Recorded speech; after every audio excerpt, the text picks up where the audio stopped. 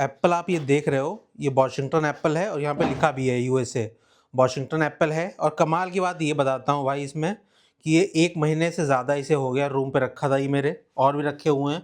मुझे टाइम नहीं मिल रहा था खाने का, तो ये ऐसे पड़ा था, मुझे तो कॉलेज चले जाना होता है। तो कमाल की बात ये बताना चाहता हूँ कि भाई 1 महीना हो गया और ये खराब नहीं हुआ है। कल एक मैंने टेस्ट भी करके देखा था। ये वाला मैंने टेस्ट करा था और भाई ये इसमें नॉर्मल टेस्ट आ रहा है। तो भाई 1 महीने से कोई एप्पल रखा हुआ खराब क्यों नहीं हो सकता है? इसमें प्रिज़र्वेटिव बहुत सारे मिले हुए हैं, इसीलिए नहीं खराब हुआ है। तो मैं बताना चाहता हूँ भाई, ये जो वॉशिंगटन वगैरह एप्पल हैं, जो आप सोचते हो बहुत अच्छे होते हैं, तो अच्छे नहीं होते हैं। एक्चुअली ये आपकी हेल्थ खराब कर रहे होते हैं।